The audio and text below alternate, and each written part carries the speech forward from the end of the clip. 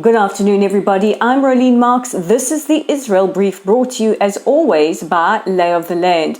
And as always, we bring you those top stories making headlines in Israel, be it during a war like we are experiencing now, or just on a normal Monday to Thursday. And as always, we're brought to you by Lay of the Land. And if you want to check out our content, you can do so at www.layoftheland.online. We have comprehensive coverage of Israel's war against Hamas. And of course, you know where to find us on social media, on Facebook at Lottel's site, on YouTube at The Israel Brief, on X at Lay of the Land 5. But now that you know where to find us, let's get on with those headlines. And after a lull in a rocket fire, a barrage of rockets was fired towards the southern city of Beersheba, as well as the Negev. This was just moments ago. Now, I always broadcast from within my shelter, so if we do have rockets like you have been familiar with during the week or a couple of weeks ago at the beginning of the war, when we did have a barrage and my lights went out for a second, I am safe and I will just carry on. So let's take a look at developments. And the IDF have confirmed that 18 soldiers have fallen in defense of the state of Israel. Our finest sons and daughters fighting on the front line, not just to protect Israel and her existence, but our firm belief at the vanguard of civilization as we fight a bitter and evil enemy. Let's take a look at latest developments from the battlefield as well. And last night, Israel's IDF spokesperson, Rear Admiral Daniel Hagari, said that the IDF had broken through the Hamas defenses and were making their way towards Gaza City. Now, earlier today, looking at the maps coming in from Gaza, we can see that the IDF have closed off an access road and have almost formed a ring of iron around Gaza City, closing many of the terrorists in. I also want to readdress the issue of Jabalia refugee camp. It is not a refugee camp. It may have been 70 years ago, but you cannot have a refugee camp on territory that you control, and this is controlled by the Palestinians with permanent dwellings. So I think we need to dismiss that narrative very, very quickly. Meanwhile, there has been very, very intense fighting and exchanges of fire throughout the last 24 hours. As always, our thoughts and our prayers are with our soldiers in there. Chazak ve'ematz, guys. We are all watching you. We are all standing with you. And as was said so movingly by one of the commanders, he said, the people and the spirit of Be'eri, of Kfar Aza, of Sderot, and all of Israel are with you, and you will be the generation that is victorious. Now, foreign nationals in the Gaza Strip are exiting. We have heard today that foreign nationals who hold Australian and British passports have been allowed to exit. Israel has also appealed to various countries, please, to send hospital ships that Palestinians who are wounded can board in the Egypt port of Al Arish. They can get the medical aid they need.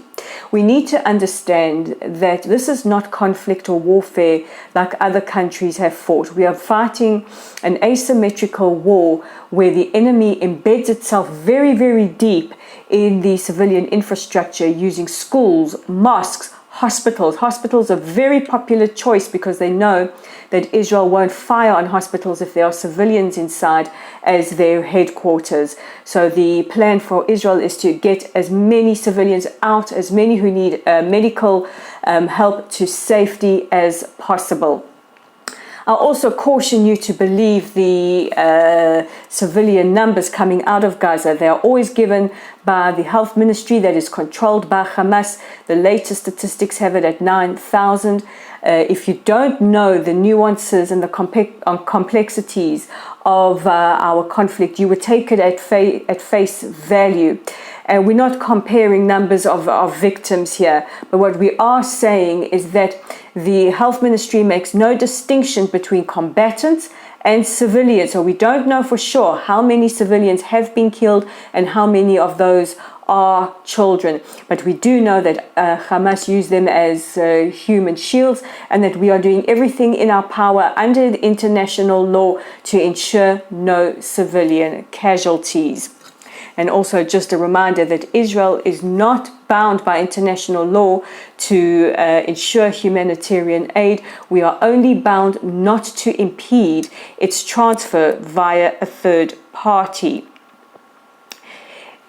Turning now to the United Nations, and Russia's ambassador to the UN has said that Israel has no right to defend herself against Hamas because Israel is an occupying power. Again, Russia, for those of you sitting at the UN who have amnesia, Israel pulled out of Gaza in 2005, including moving our dead. There are no Jews in Gaza except for those being held hostage by Hamas, and that includes the remains of fallen soldiers Hadar Golden and Oron Shaul, and citizens Avera Mengistu and Hisham al-Sayed, who have been held there by Hamas for several years. So we also want to remind Russia, you are in no position to give any military criticisms given your now nearly 2-year-old war with Ukraine. Last night, addressing the nation, President Herzog paid tribute to Israelis and Israeli society, saying, "We are all united and we have been through a terrible tragedy. We are all grieving." He says, "But what the world needs to know is the secret to Israel's success." He says, "Are its incredible civilians." Well, I just want to say, from a civilian and a citizen to you, Mr. President, you are a national treasure. You are our comforter-in-chief, and you certainly have been doing more than your fair share. And we thank you. We thank you for being the example that you continue to set. And finally, the IDF have released several phone calls for evidence to the international community with regards to fuel. A lot of the NGOs, human rights organizations, have accused Israel of withholding fuel from the people of Gaza. Now, the IDF have said there is enough fuel to last Gaza for several years, but it is being stockpiled by Hamas in their tunnels. Now, you will recall just a few days ago, a Hamas official told a news broadcaster that the civilians of Gaza are not their problem. They built tunnels for Hamas members, and civilians are the problem of the United Nations. However, we can tell you in this conversation that this particular person was told by Hamas to take gallons and gallons and gallons of fuel away from a hospital, and give it to Hamas in their tunnel. So this is the enemy that we are dealing with. We have to be very, very careful about what we believe in the media, because we know that we are dealing with master manipulators.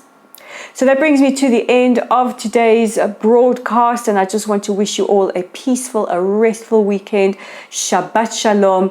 Have a well-deserved news break. I know I certainly am going to do that, and I will see you all again for your top stories on Monday. Take care.